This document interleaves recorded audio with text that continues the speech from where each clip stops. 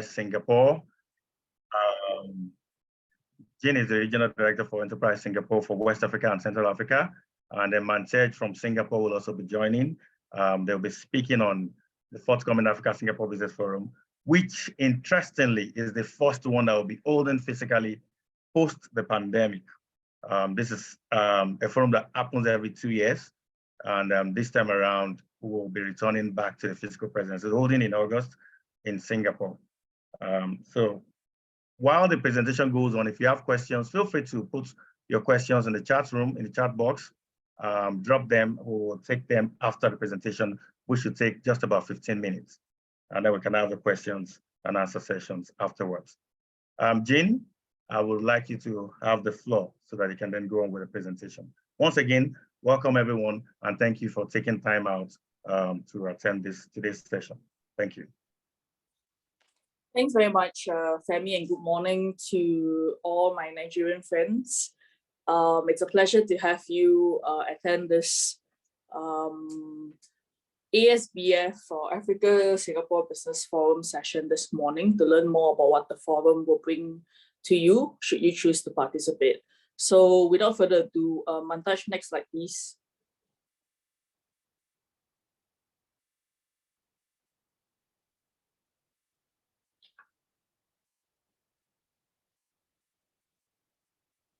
So I'll jump very quickly straight into some trends that we are observing on the continent. As everyone knows, I mean, Nigeria, you are the biggest, most populous country on the whole continent.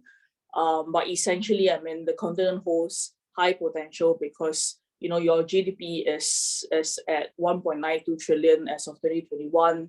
Your GDP growth rate, despite the pandemic, has been quite steady. At 4.1% GDP growth, and your population is still increasing. It's a very youthful population, and in terms of FDI, you know, it's still a very young continent. 54 countries holds a lot of business opportunities for foreign direct investment flow to actually come in. So we see good potential in terms of drawing more linkages between Africa and Singapore.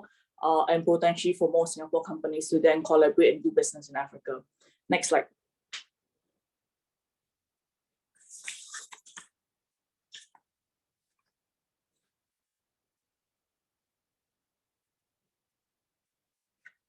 So very quickly, in terms of Sub-Saharan Africa growth prospects, it's still very much positive, underpinned by a lot of the economic diversification pushed by local governments, useful demographics, accelerated tech consumption and adoption, rapid urbanization, generally political stability in key countries. Nigeria as a country as a whole, you've just undergone your own elections.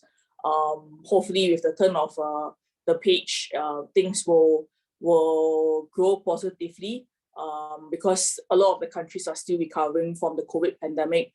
And hoping for more economic growth and stability in the years to come, as well as the Africa Continental Free Trade Agreement, which has now basically spurred continent-wide integration in terms of trade, in terms of business flow, in terms of even internet payments, etc. So we do see a lot of opportunities within these few areas and good reasons for Singapore companies to pay attention to. Next slide.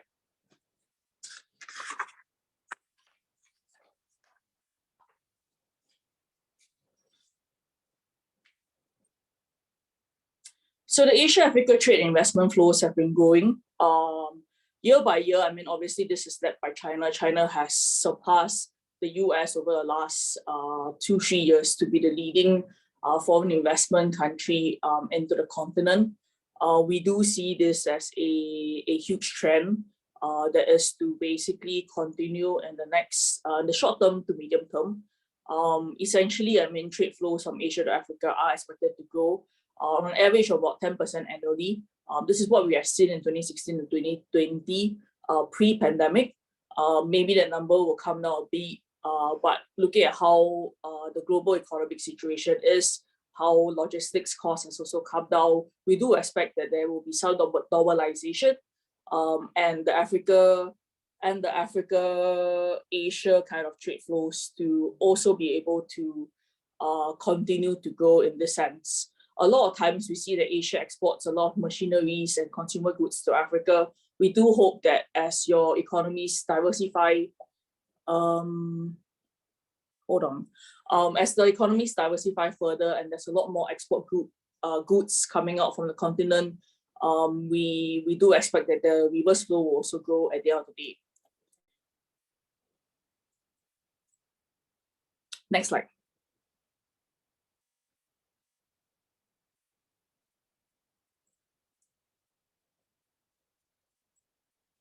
So Singapore's trade with Sub-Saharan Africa has been increasing in the last 5 years.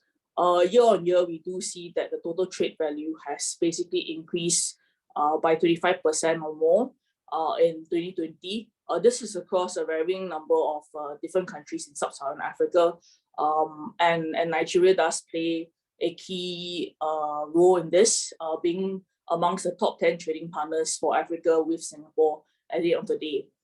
In terms of export and import between Singapore and Sub-Saharan Africa, we also witnessed that there's almost 2 times the increase in terms of export and import value since 2016.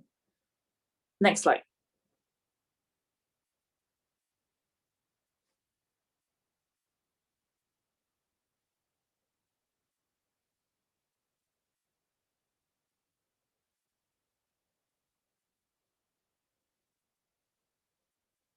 So Singapore has been among the top 10 investors economies within the African continent.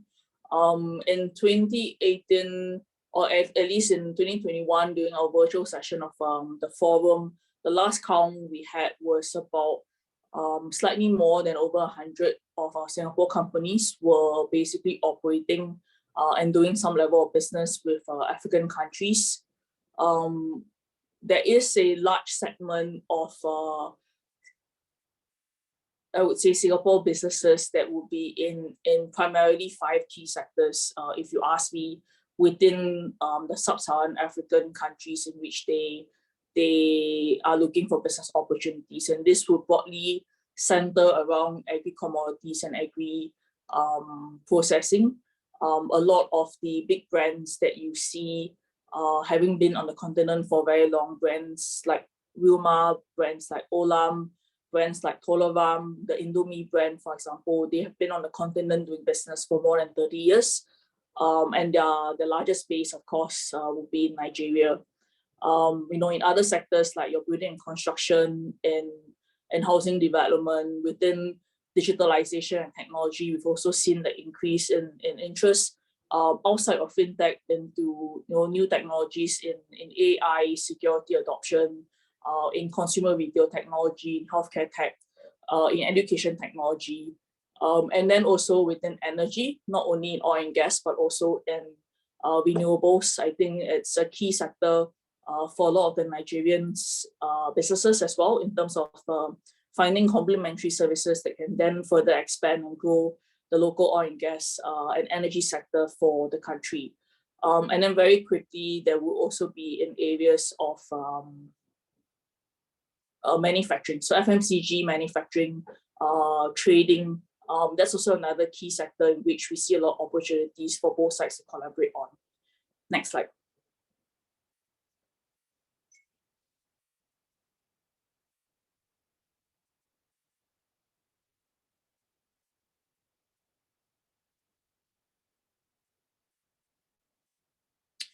So essentially, Singapore is the heart of the Africa-Asia trade flows for many of the reasons. Primarily, even though we are a small, tiny country, we are the gateway to Asia. We provide a very stable business environment and ecosystem. But it's very easy to come into Singapore to set up a business, to then look for opportunities and using us as a springboard into the larger Asian continent at the end of the day. So, we do see that there's also a rising trend amongst the Asian countries to do integrated trading. We have been an ASEAN trading community for a long time. I mean, before AFTA was in place. But that having said that, it's using such similar experiences to then help the African countries and the continent as a whole to also grow because of your sizable young population, the business opportunities on the ground.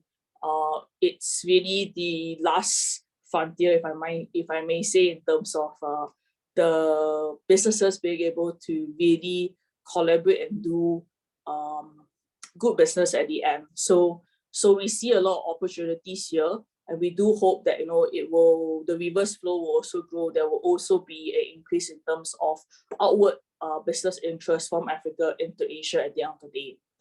Next slide.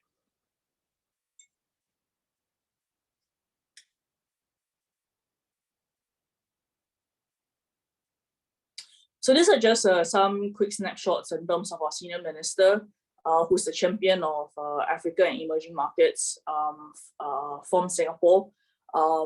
It's been a huge privilege to have our senior minister Tharman take so much focus in terms of emerging markets, especially for Africa. And in pre-COVID, I mean, he's made many different trips to many different African countries. We do hope that there will be continued growing engagements and interest at the end of the day. This year for our forum, we have our senior minister Tharman as part of the keynote dialogue session. So you will find out a bit more details about the program in later slides. Next slide.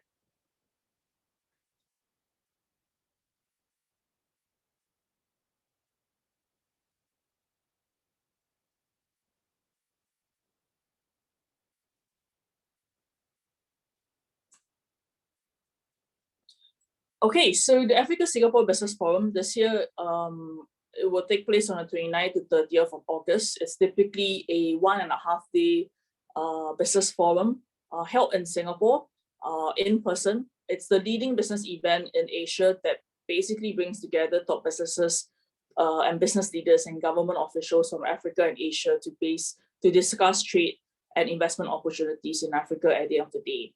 The forum has been launched since 2010.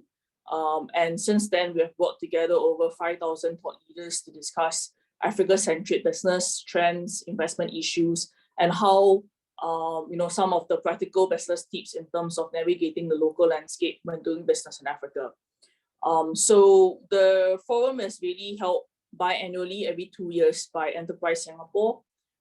So this year being the 7th edition of ASBF, we do hope that, and we do anticipate that there will be a larger turnout because of the COVID pandemic. 2021 was a virtual forum held online. Now that travel restrictions have all been lifted, we do welcome back the physical attendance to basically visit Singapore and to attend this forum in person and to network with the Singapore companies at the end of the day. Next slide.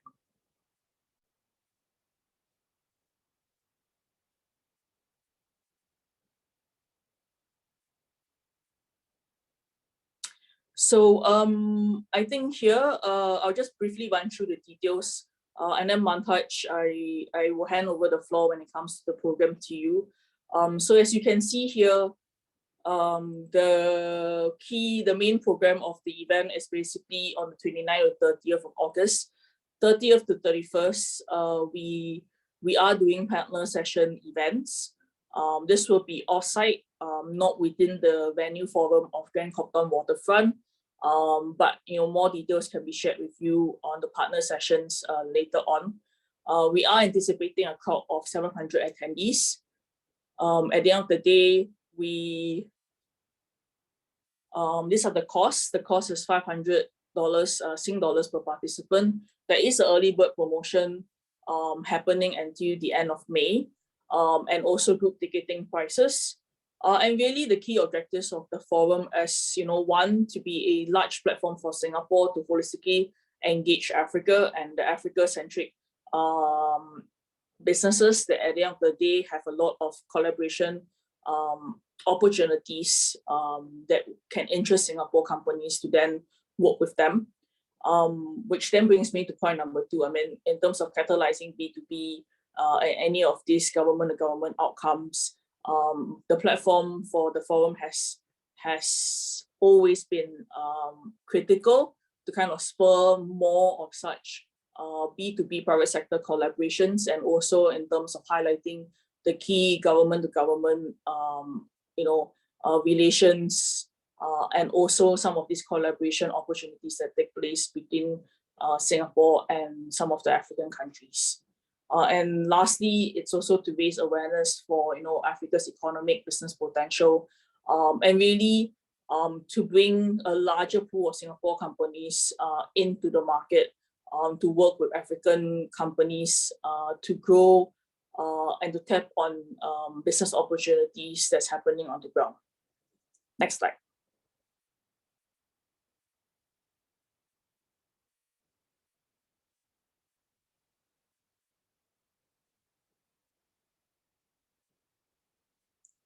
Okay, so this is where I'll hand the floor over to my colleague Mantaj. Mantaj, you can share more details about the program with the attendees of the session. Thank you. Thanks, Jean. Nice to meet everyone. Thank you for joining us on the call today.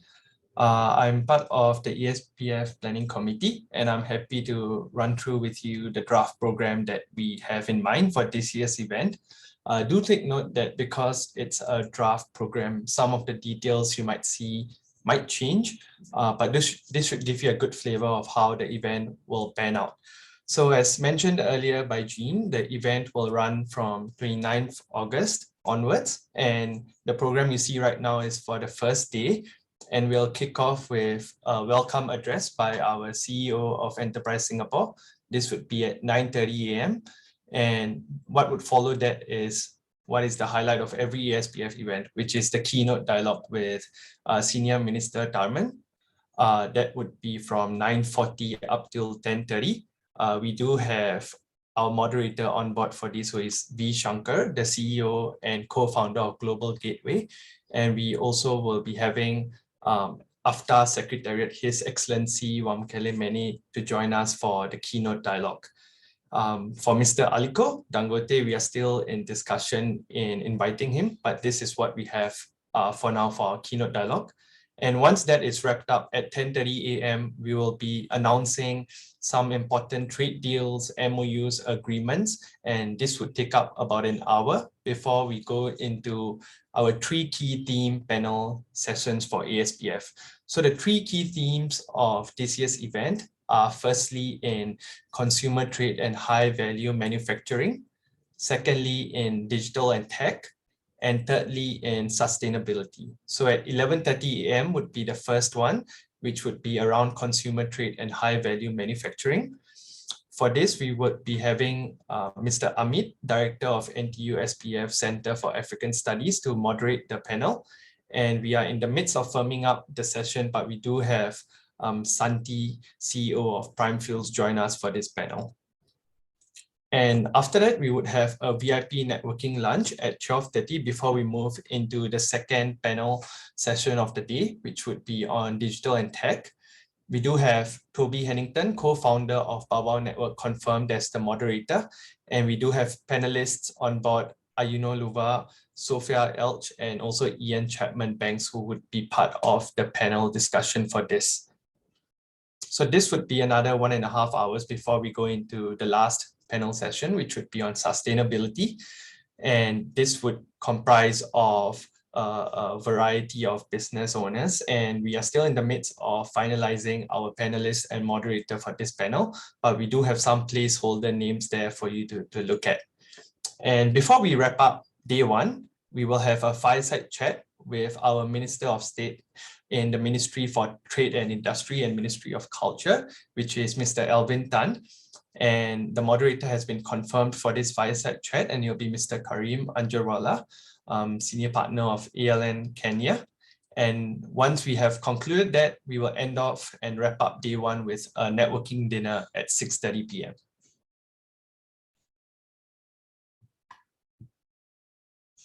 Moving on to the next slide, we have day 2, 30th August. So once again, as mentioned by Jean, the main program will run up till the noon of 30th of August. And what we have for day 2 planned is our country panel presentations. So what we have is 3 concurrent tracks, and they are segregated by the different regions in Africa. What we are looking at currently is to have 1 track for West Africa, 1 track for Southern Africa, and 1 track for both North and East Africa. And these tracks will run concurrently at 9 a.m. up till 11 a.m. So we're keeping day 2 short and sweet. At 11 a.m., we will end off the main program with some closing remarks, and that will wrap up the main program. However, that's not to say that ESPF will be ending right there. We will be continuing on with our partner events. So our partner sessions would take place following the end of the main program. So from the afternoon of 30th August up till the whole day of 31st August. And what we are looking at is for partner events to really complement the flagship main event. And this could be in the form of workshops, of networking sessions, plenary sessions. And this is really to tap on that strong Singaporean African business crowd that would be attending the event at one physical location. And also to add more information for this year's edition, we are giving partners full autonomy to run the event, but we will be supporting them with marketing the event as part of the ESPF umbrella. We have included some placeholder names below in the partner list, and this should give you a flavor of what we are looking at. I'll move on to the next slide that will show a rough schedule of the partner events. So as mentioned earlier, the partner events will run from the afternoon of 30th August. So what we are currently looking at is to have 3 to 4 partner events in the afternoon of 30th August. And then for the 31st of August, we have the entire day for our partners to run their fringe events. So this would be from the morning up till the evening.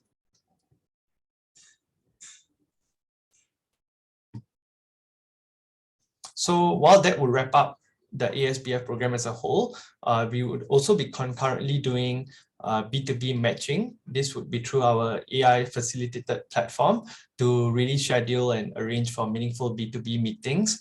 And of course, Enterprise Singapore will also step in and curate this B2B to ensure we can have more meaningful meetings for some of our higher value contacts.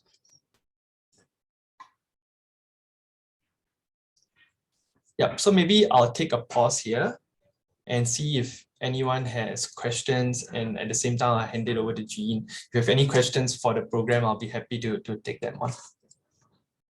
Okay, thank you very much, Mantej, and thank you very much, Jean, for that quite insightful presentation.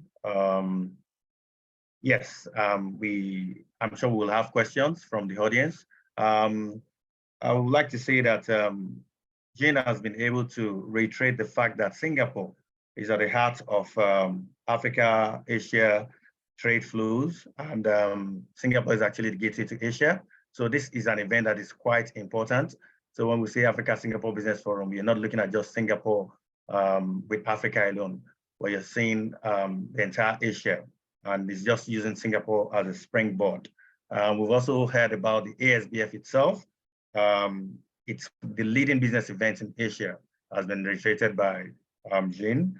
And this introductory webinar is just to introduce us to what to expect, how to leverage on that platform to maximize the benefits for the attendees.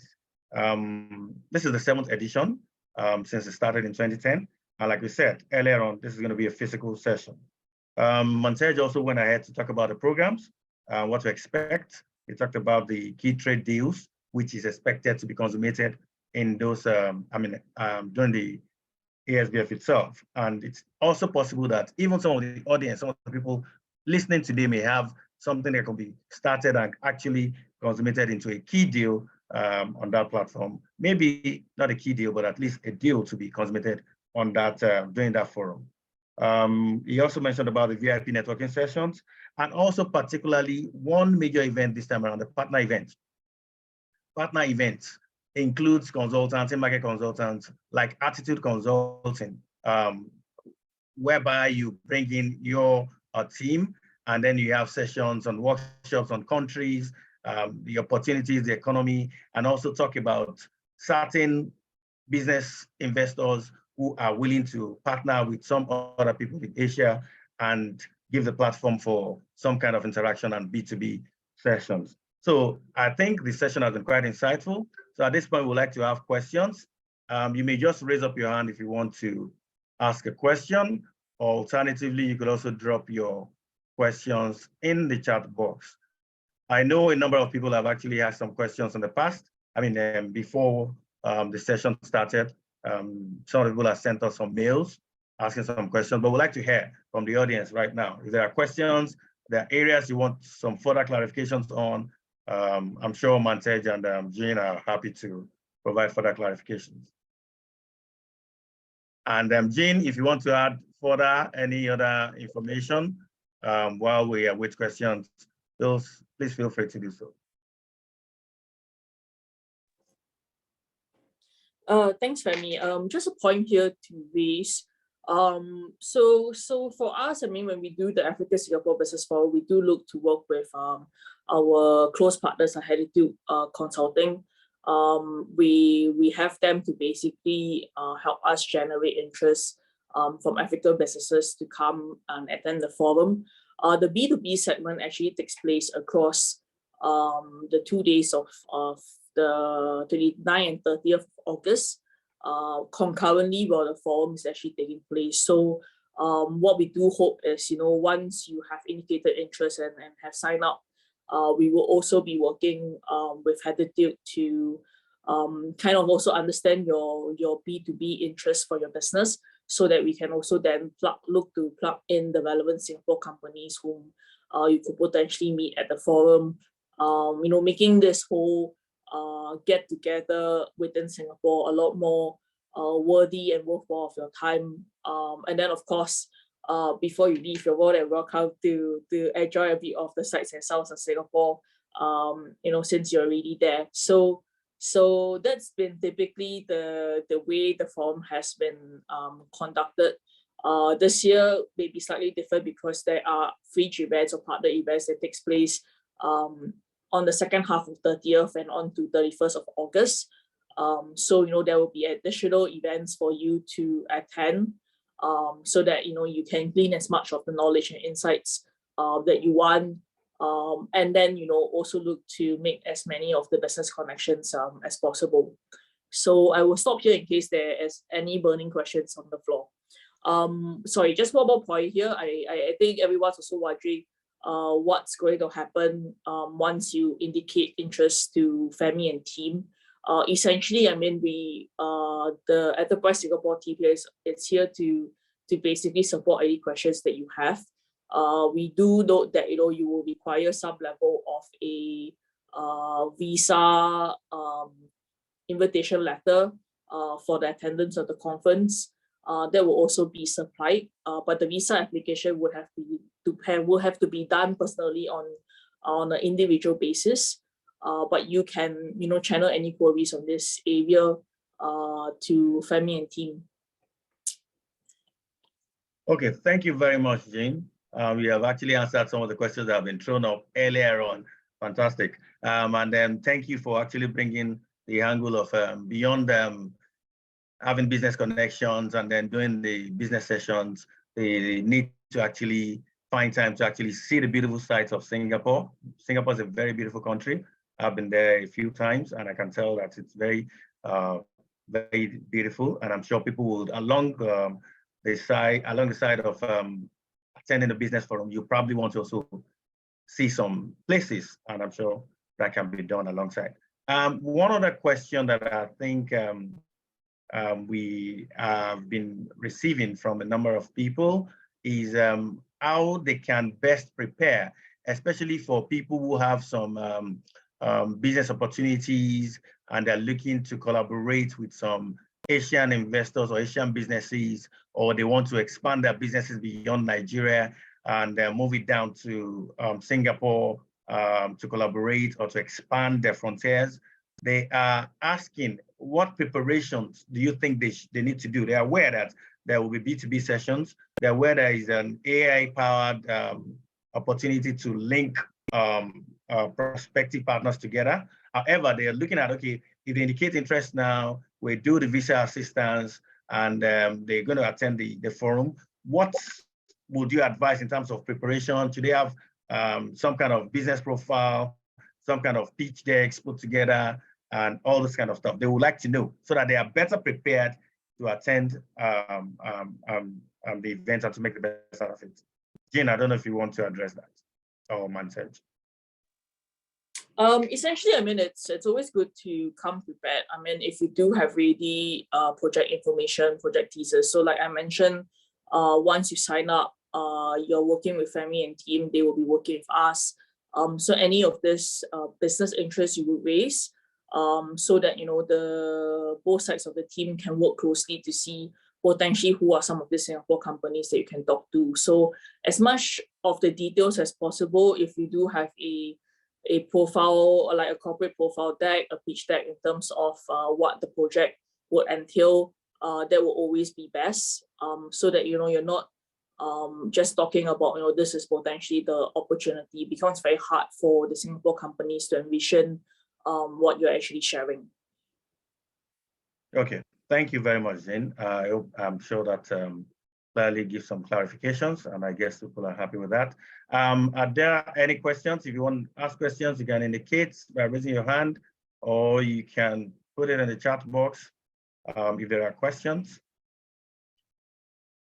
One exciting thing that I see from this forthcoming ASBF is particularly the partner events that Mansej spoke about earlier on. I think the fact that the organizers are giving some autonomy, some kind of autonomy in that regard, would help to actually address some of the desires or the burning questions from some of the prospective attendees. So I think that's something that is actually interesting for me. I think that partner event, I don't have the full details yet. Like it was said earlier on, this is still a draft. Some of the things are still not yet firmed up, but I'm sure as we go along, it will be firmed up. But maybe Jean or Mansej want to shed more light on that partner event, because I'm actually quite interested in that. What should attendees be expecting? From the partner end, we know what to do, but for attendees, and then you understand. So maybe, especially if it's a new. So Femi, I'll address your question here. For partner events, it's really quite open for what the partners have in mind to engage the attendees who are already present in Singapore. There isn't a hard and fast format, primarily because we also recognize that, you know, some of the partners will basically be hosting the event by themselves. I mean, the only support that the Enterprise Singapore team is involved in is really just to corral the pool of events that is happening and basically market it so that there is greater awareness for attendance. I can give you some examples in terms of what some of the partner events potentially can be. So for example, you may see, like, you know, a Center for African Studies in Singapore do a partner event to share a bit more in terms of what the center's work is at the end of the day, so that, you know, it works both ways. I mean, it's also awareness for Singapore companies who don't really know that, you know, the details of what the Center of Africa Studies actually does. There's a lot of insights that actually churn about the continent for Singapore companies to keep tabs in terms of business opportunities, in terms of how countries are developing. And likewise, I mean, even for potential collaborative sharing opportunities that, you know, some of the, at times the Center of Africa Studies will be looking to work with partners to then bring in and share their on-ground experience coming from an African firm. So this could be one. There could be other sessions in which, you know, attending companies can learn more about, you know, business setup in Africa, so on and so forth. So it's really quite open the names raised in the slides are basically just examples. They aren't the confirmed list of partner events that are actually happening. I do see there are a couple of more questions that have come in. Yes, yes. One in terms of when is the best day to arrive in Singapore? So usually most of the time the attendees come in a day or two before, so that you have time to rest and overcome your jet lag, and then leave maybe a day or two later. So a lot of times they end up staying within the 1 week for the forum. So they plan to come slightly before and leave slightly after, so that it's less rush for them. Anthony is asking, what are the opportunities for firm of chartered accountants and consultants to link up with DFI seeking entry grow into Nigeria? That's a very broad kind of questions. I mean, it's also dependent on who you meet at the end of the day at the forum, and in terms of the services that you can provide. So there will always be DFIs. There will also be companies there that you can look to tap into and basically work with at the end of the day. Is the partnering going to be based on sectors? I don't really get what the question is in terms of whether the partnering is going to be based on sectors, but essentially once is referring to B2B sessions and all that, maybe. Yeah, so for B2B sessions, you would have to indicate what your interest area is for us to then say, okay, there may be Singapore companies that would be a match to kind of talk to you in this area. So for example, if you're in manufacturing and you are looking to do an expansion in terms of a manufacturing line, what are some of your needs and requirements, and potentially this can be then matched to Singapore companies that can work with you in terms of the solutions that they provide. What do we need to do to fix meetings with specific companies which trade in particular products like rice? You need to talk to family in this way so that we can get further details to basically then channel you in the right direction. Yes. And just to highlight again, the conference dates for the upcoming Africa Singapore Business Forum is on the 29th and 30th of August. It's a 1.5 day forum that happens in Singapore. But the second half of the 30th to 31st is also for partner events.